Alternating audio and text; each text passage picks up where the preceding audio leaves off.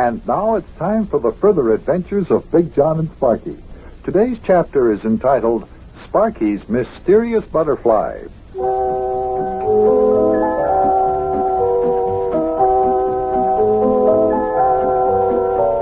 Sparkie's a bug collector. He likes to collect butterflies and strange bugs and insects of all kinds.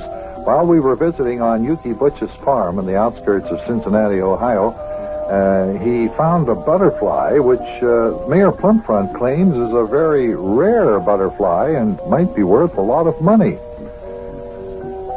Sparkie and I and the mayor are looking at an old book that tells all about butterflies and bugs of various kinds, and it's making very interesting reading.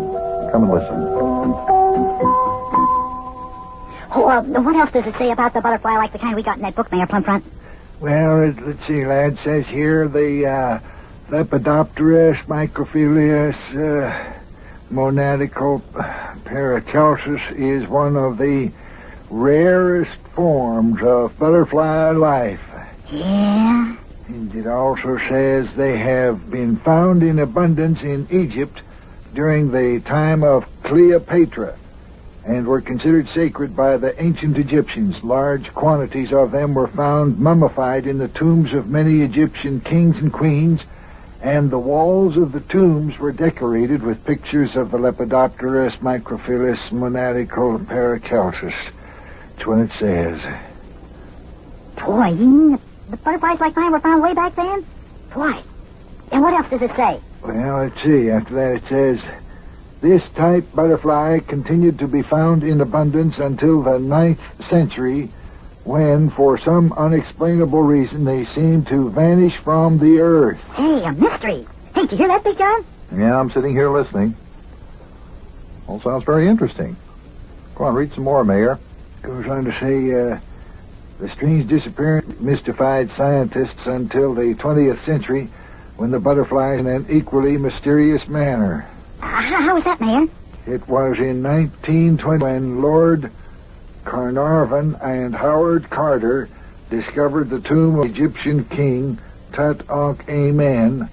As the seal to the inner chamber of the tomb was opened, a swarm of Lepidopterus microphilius monadical parachelsis issued from the opening of the tomb.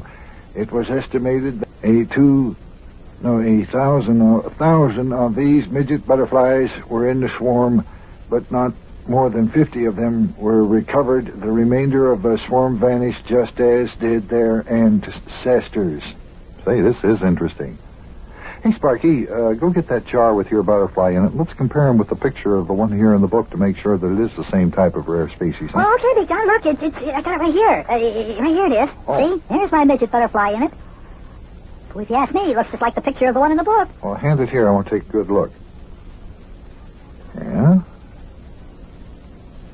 Yeah, I'd say this butterfly of Sparkie's is exactly like the one pictured in the book. What else does it say about the butterfly in the book there, Mayor? Yeah, how'd they get to the United States if they lived in Egypt? Well, I was just looking here. It says, of the 50 that were captured from the swarm that issued from King Tut's tomb, 10 were taken to England, 10 to Germany, 10 to France, 5 to Sweden, 5 to Italy, 5 to Brazil, and 5 to the United States of America. Hey, only 5 of them brought here to the United States, huh? That's right. And listen to this, lad. Once again, the strange butterflies mystified the world.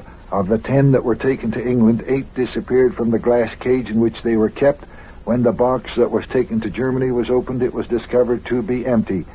Where the 10 butterflies that were in the box disappeared to remains a mystery to this day. Boy, those butterflies almost seem to be magic. How come they disappear like that all the time? Well, maybe they were stolen. I doubt if they really disappeared, though. What about the ones that were captured from the swarm that flew out of the Egyptian king's tomb? Where'd they disappear to? Well, I don't know. I suppose they just flew off somewhere and just plain died. There's an explanation somewhere to this. It's not a mystery. Yeah, what about all the ones that just up and disappeared from the face of the earth way back in the 9th century? What about them? The book says that there were lots of them back then, and all of a sudden, for no explainable reason, one day they just up and disappeared. The book says so, doesn't it, Mayor? Well, yes, that's what the book says. Well, there's still doesn't say anything, really. There's nothing magic about these butterflies. Oh, boy, I think there is. Oh, what about the rest of the butterflies, Mayor? Butterflies. Butterflies. Did anything mysterious happen to them? Well, the book goes on to say the same thing happened to the 10 butterflies that were taken to France. You see, lad, the box that was taken to France was empty, too, when they opened that up, see? They just opened it up and there was no butterflies. Well, that convinces me. They got magic powers of some kind that we do not understand. They can make themselves disappear or become invisible and no telling what else. Well, if you want to believe that, Sparky, it's perfectly all right with me. Personally, I doubt it very much. Well, I'll bet Yuki will agree with me. Yeah, I suppose. Say, where is he, by the way? I haven't seen him since we ate lunch. Sitting out in the front porch there, waiting for that professor friend of his. And the bug expert, you know, Professor Dexter A. Nicholsworthy? Oh, yeah. Yuki telephoned him long distance up to East Cantankerous, Illinois, and when he told the professor about the butterfly, the professor said he'd come right down here and take a look at it, didn't he? That's right. He's due to arrive sometime this afternoon.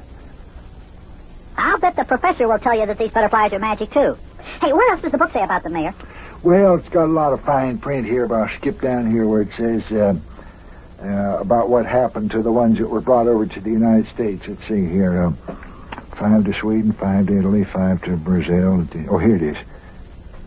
Yeah, here it is. Oh, read it out loud. What's it say?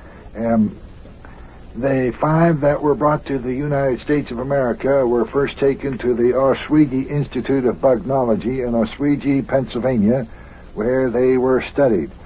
Suddenly, one day, when the bugnology scientists went to their laboratory to study the amazing butterflies, it was discovered that they had disappeared. The case in which they had been kept was still securely locked, as was the door to the laboratory, but the butterflies were gone. Hell, how about that now, huh? Well, that's all very interesting, but if they're as rare as this book says, then what's this one doing out here on Yuki's farm? Well, Buster, the way I look at it is, who can explain the actions of a bug as mysterious as these here midget butterflies? Yes, sirree. Yes, sirree. This is a lepidopier than the rest of us, or whatever it is you call this thing. Well, if it does turn out to be one, what are you going to do with it, Sparky? What do you mean, what am I going to do with it? Well, you don't think for 1 minute that Professor Nicholsworthy is coming all the way down here from East Cantankerous, Illinois, just to see it, do you? He'll want to buy it. Buy it? Hey, I don't think I want to sell Roger. Roger? Yeah, Roger. That's what I named him. Oh. Listen, even a butterfly has to have a name, you know. If he's going to be a pet. But, lad, I'm afraid a butterfly like Roger, I mean like this here Lepidopterus microphilius monadical paracalcis, is too valuable to the world of science to be just a plain, common, ordinary old house pet. Never heard of a butterfly as a house. I can't help that, Mayor. I like Roger, and I'm not going to sell him. Why, Sparky, Professor Nicholsworthy might even offer you as much as $100 for that butterfly. $100? Oh, Bucky, 500 or 1,000 would be a lot more like it. Oh, Sparky, you couldn't possibly turn down that much money for the butterfly, could you? Oh, yes, I could. You just wait and see. I like Roger. Hey, fellas, come on out here. Here comes Professor Dexter A. Nicholsworthy's automobile up the dirt road. Well, Sparky, you're going to have to make your decision soon. The professor is arriving. Let's go out on the porch and greet him as he gets here. I'm not going to sell him a butterfly for any old $1,000. Now, lad, remember, you're making a great contribution to science. Now, just push open the screen door there and let's go out on the porch with Yuki. Yeah, look down the dirt road here, fellas. You see the dust flying in the air? That's Professor Nicholsworthy's car kicking up the dust like that. Won't be long now, he'll be here. Got your butterfly with you there, have you, Sparky lad, huh? Yeah, I got it with me. Just cheer up, lad. Just cheer up. There's lots of other butterflies in this here world of ours. Yeah, what's the matter, Sparky? You don't sound like you're very happy to see Professor Dexter A. Nicholsworthy get here. Well, I'm not going to be very happy to see him get here. Well, if he tries to get me to sell him a butterfly. No, siree. Boy, oh boy, oh boy, oh boy.